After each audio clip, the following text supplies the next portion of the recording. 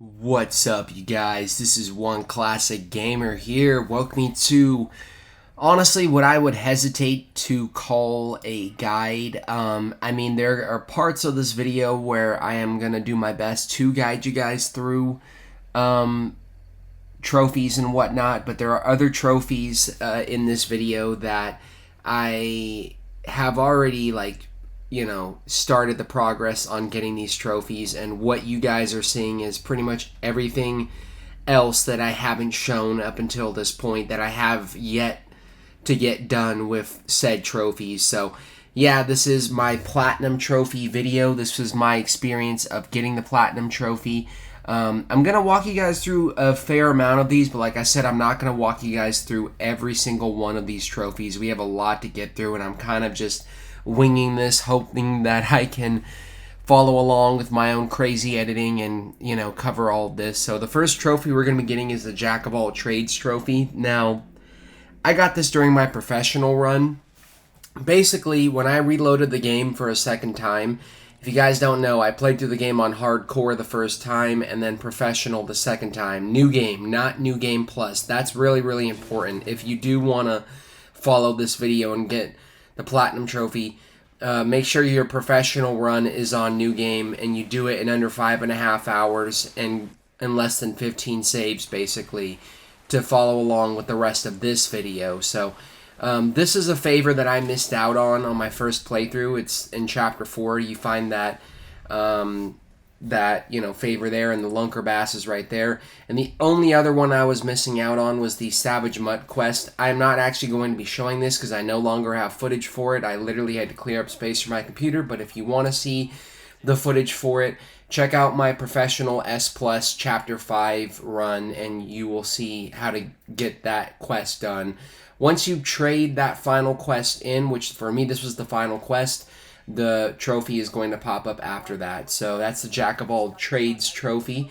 Next up, we're going to be getting the Bandit trophy. Again, I am not going to be really walking you guys through this one at all because in my professional run, I pretty much showed you guys where all of the treasures in the village are. So if you want to know where they're all at, watch my professional run. Watch the first 6 chapters of my professional run. But when you get to this final treasure here and you pick it up, this is when the trophy is going to pop up for you. So, yeah, that's the Bandit trophy. Again, really easy. I just unfortunately missed out on it the first time around. Next up is the Revolution Windup. I think I'm literally about to see, but in my initial hardcore run, there were 5 Clockwork Castellans that I missed out on. The first one is here in Chapter 4. This is where I am on the map. Did a quick flash there, tried to show you as best as I could. But basically, it's going to be right here and behind this picket fence. So just shoot it down. In the same area, when you exit out the way you came, we're just going to keep going basically straight down. I'm not going to show the entire trip, but we're going to keep going straight down. This building's going to be here. Technically, you can get this in Chapter 1. This is like the last area of Chapter 1, but you do come back here during Chapter 4, so you do have another opportunity to grab it. But it's basically going to be here in this building. And again, the reason why I'm not showing you guys where every single one of these is, 1, I don't have the footage, and 2, I'm basing a lot of these trophies on if you guys have already seen my initial runs and have somewhat followed along. You can figure out where those remaining Clockwork Castellans are. I don't know if I ever pronounced that word the right way. If I still don't know how to pronounce it the right way, but the next one's going to be here in Chapter 5. You're going to come back here to this place. This is where the end of Chapter 2 is. And the first time you come up here, it's going to be basically, again, it's going to be kind of tucked away, but you'll hear it when you have your headphones in. You'll definitely hear it. You can read this stuff if you want. I skipped out on it, but it's basically here behind this crate. Don't shoot Ashley, by the way. And then the other one that I missed out on that I still have yet to show you guys is in Chapter 6. This is on the main path here. After you get through the first area of combat, It's basically going to be here in the distance, and it's really hard to see it. And I can honestly see why I missed it this time, but yeah, that was the second to last one I got. And then if you've seen my professional run, then you'd know that the last one I got was here in Chapter 15. So I'm just showing this anyway because, you know, I want to show me getting the trophy. And, you know, this is basically when I earned the trophy. It's back here. And that's the Revolution Wind-Up Trophy.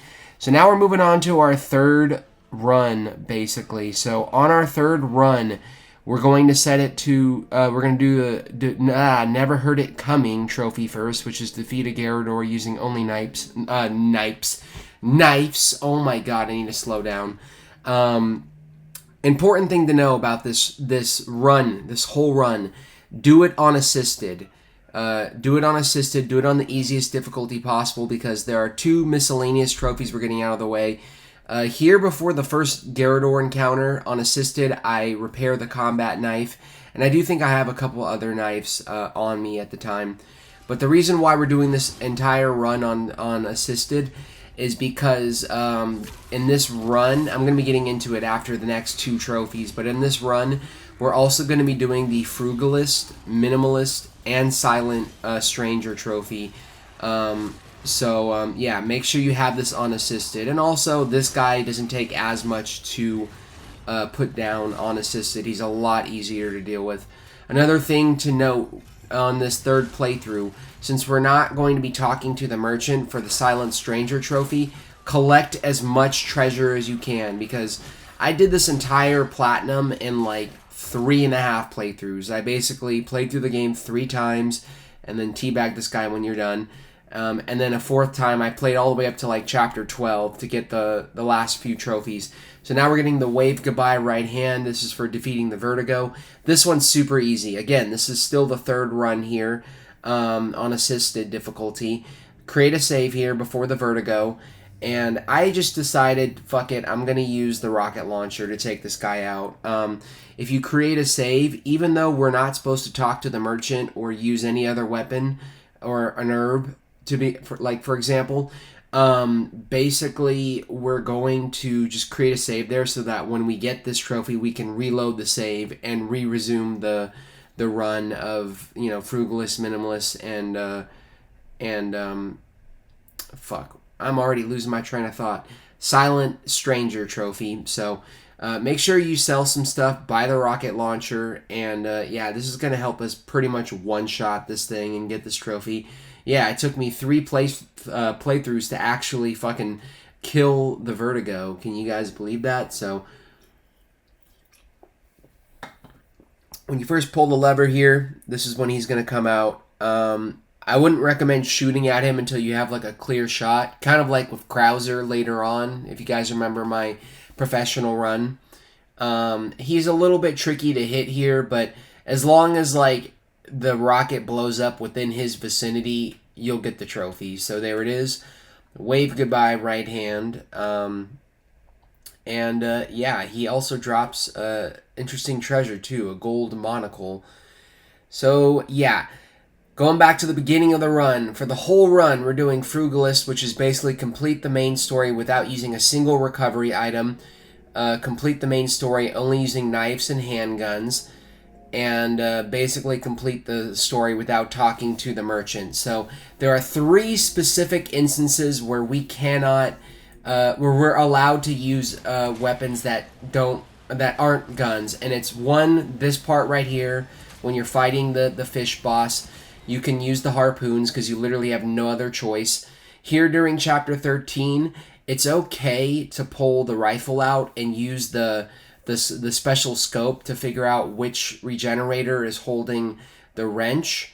And the only other instance where you're allowed to use anything but a gun or a knife is at the final boss here when Ada basically tosses this rocket launcher to you. For the Frugalist recovery item trophy, it really is not that hard. If you've been following along with me at this point or doing similar playthroughs where this is your 3rd run but you've already done a professional run, you're going to get through the game pretty easily. It took me 7 hours and 45 minutes, and obviously talking to the stranger or not talking to the stranger is really, really easy.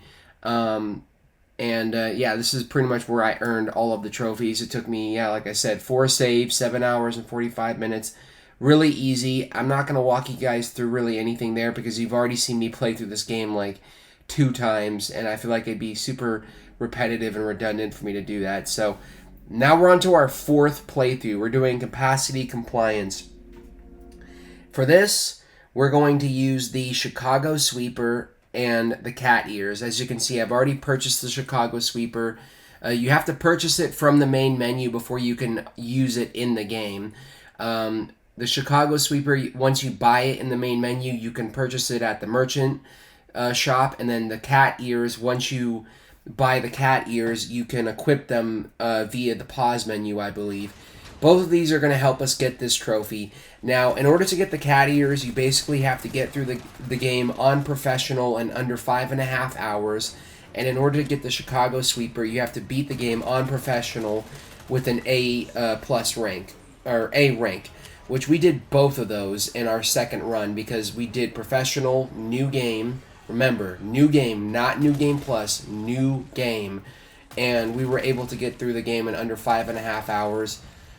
Which was part of the requirement, and basically do it in under a certain amount of time. Or we met the other requirement for getting the Chicago Sweeper, which is to beat the game with an A rank. So this part is really not that hard. Honestly, once you've done this elevator section enough times, you kind of are familiar with this. And with the Chicago Sweeper fully upgraded and the infinite ammo, which is what the cat ears give you, you can just shred all of these enemies. And the goal of this trophy is to obviously get through this entire elevator section without a single enemy landing on the elevator, because every time they land on the elevator, it basically stops the elevator, as you guys know. So yeah, just keep them off of you. Keep turning around, like spinning 360. Make sure you're covering every side and that none of them are jumping down. There's a shield guy up here, but like I said, with the Chicago Sweeper on assisted difficulty, it just eats through them like fucking butter, dude. It just cuts through them like nothing. So yeah, we're about to get the trophy in a sec, I believe. As soon as the elevator reaches the top, you're basically done with this. You don't have to kill every single enemy, but I stayed behind and killed some of them because I was just like, you know what, fuck it. At this point, after I got this, I basically, there's one more miscellaneous trophy aside from the shooting range trophies that we're going to get, and it's the Gun Fanatic trophy. There's a lot that I have to walk you guys through here. I'm going to give you guys every single weapon that you need in order to get this trophy. So you need the basic pistol. This is easy because you start off the game with this. You need the Punisher, which you trade for 5 spinels with the merchant. You need the Blacktail, which you buy from the merchant, or trade spinels. I can't really recall either or. You need the Red 9, which you find in Chapter 4, which you guys all know that. You need the Matilda, which you trade with the merchant for 10 spinels. You need the Broken Butterfly, which you can buy from him in like the later half of the game. You need the Killer 7, which again is another weapon that you can buy from the merchant, you know, at the end of the game in any playthrough. The W870 shotgun is a shotgun you find in the first chapter during the village section. The riot gun you buy from the merchant. And then you also need the striker, which you could buy from the merchant. I think during the castle section is when he starts to sell this.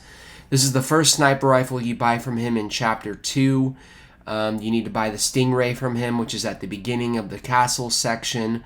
You need the assault rifle, which you get in Chapter 10 in the area where you play as Ashley. You come back there as Leon with the cubic device, and you can find that. The TMP you buy from the merchant, I think at Chapter 3. The LE5 you get in Chapter 13 in the freezer room with the regenerators. The bolt thrower, again, you buy from the merchant, so it's not that hard to get this. The rocket launcher, obviously, you can buy way, way later on in the game from the merchant. This special rocket launcher that Ada throws to you at the end of Chapter 15, like at the end of the boss, does count as a weapon, so it's really, really like impossible to miss this unless you just like never beat the game. You need the Chicago Sweeper, which you need to basically beat the game on professional with an A rank. You need the hand cannon, which I believe, yeah, geez, I'm already forgetting. You get, if you beat the game on professional, you should get it. Let me just look, because all these items that I'm showing you now are items that you can just find in the game. So the hand cannon, where's the hand cannon? God, you beat the game on professional without any bonus weapons, basically. So the fighting knife you get for defeating Krauser, which again is impossible to miss. The primal knife you get for shooting all the Clockwork Castellons. Then you need hand grenade, which is super easy. Hand grenade, heavy grenade, and flash grenade. Basically, all of these items minus the primal knife are super easy to get. You basically are going to get them if you explore the game and beat the game. You'll have most of these items. This was after the capacity compliance trophy. I reloaded this save and sold the merchant a bunch of shit, and this is the final weapon that I had to get from him. So that's all 29 weapons, including the throwables and everything that you need in order to get that trophy. Once you're done, blow yourself up to, give yourself a little bit of stress relief after all that tedious fucking grinding. And now we're finally on to the shooting range, so I can calm down for a bit and slow down. I'm going to show you guys the trick shot. I ended up getting this in stage 4A. There's this part right here where these dogs are coming, and I managed to line up this shot with the blacktail and get the trophy. So yeah, trick shot, you basically have to I line up a certain amount of targets. I mean, it literally just said, but I was still trying to conclude the whole gun fanatic thing. So now we're doing the real Deadeye trophy, which is for earning an S rank in all of the games in the shooting range. This is actually pretty fun, I'm not gonna lie. I'm gonna finally be able to chill here, and I don't have to really talk as fast. I don't have much advice to give you guys here, other than if you just follow what I do and practice enough times, you'll get this trophy. I think I did this in about 2 hours. It did take me 2 hours, but the thing is, you don't need to have perfect scores with any of these shooting games. You just need to get an S rank in all of the shooting games. In order to do that, you basically just need to, most of the games, you just have to get the bonus time, which in order to get the bonus time, you either have to, I think you have to do it in a certain amount of seconds with a certain amount of targets. Each requirement is very specific, and I can't list all of them, but again, I'm literally showing you guys what to do. So, if you are stuck on any of these, you could just pause, watch my version, how I did it for a minute or two, and then try to do what I do. And with these shooting games, you really need to practice them. You can watch as many guides as you want, but ultimately you need to practice them yourself too. And then once you practice them, you can go back, watch the video one more time, and then recreate that pretty easily, because at that point you know exactly what to aim for, and it's not as hard. So this is the second one, and like I said, you don't need to get perfect scores on these to get the S ranks. You just need to get the bonus time and shoot the targets down as quickly as possible and hit as many of them as you can during bonus time in order to maximize getting that S rank. Because sometimes you do make it to the bonus time, and if you don't shoot enough targets, you're not going to get the S rank. You'll get an A rank or a B rank, but you're not going to get an S rank. So,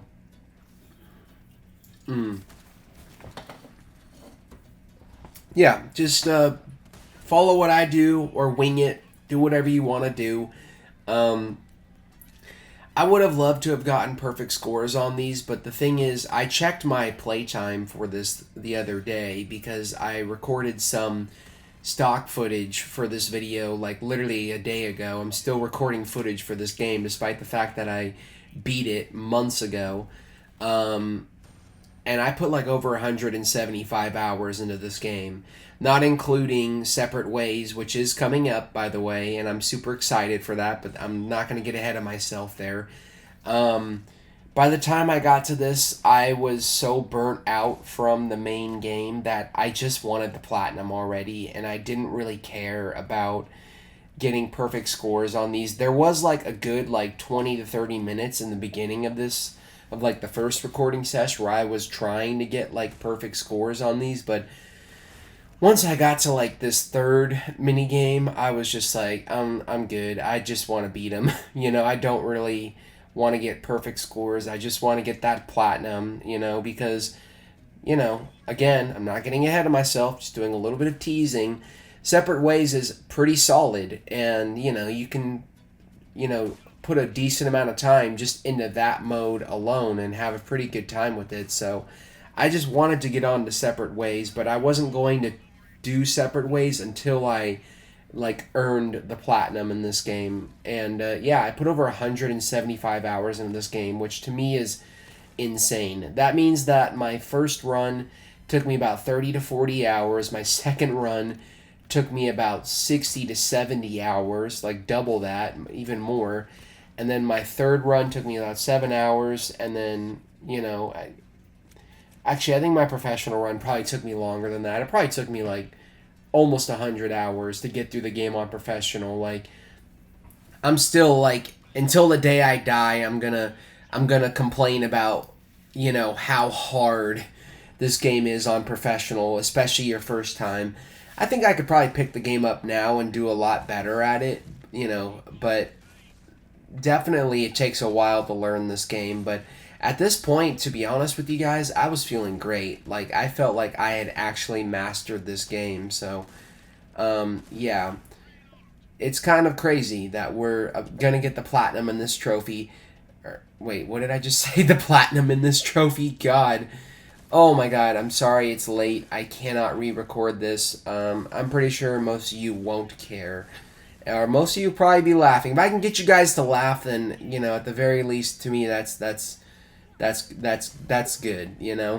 But we're gonna get the platinum trophy in this video, and the last RE4 video that I have for you guys, the main game is going to be my death montage, and that's what's going to be coming up next, before I start Separate Ways.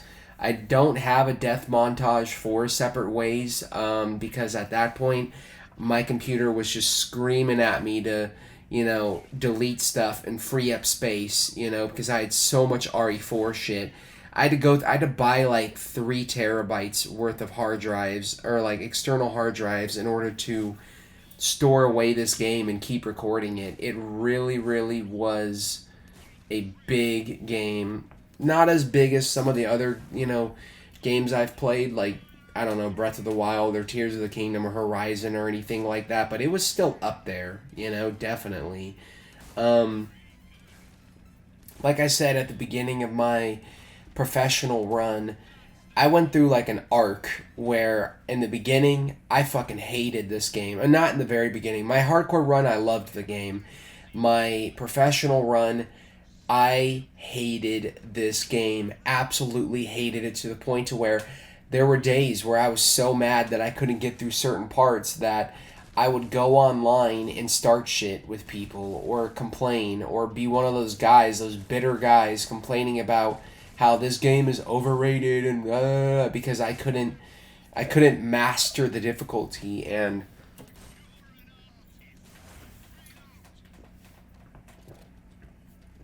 when I finally beat the game on professional, it was the most rewarding experience ever. Probably the most rewarding experience of the year for me. And I played through like 15 games this year, by the way. I've played through so many games. I mean, since I have the time, even though I don't really care about talking about this, I'm showing you guys how to do this. So if you just want to watch and not listen to me, that's totally fine. But I need to fill up the time with something. I have played through... I started the year playing through The Last of Us Part 2 Remastered, which feels like ages ago, but it was 12 months ago, if you guys can believe that, which is insane.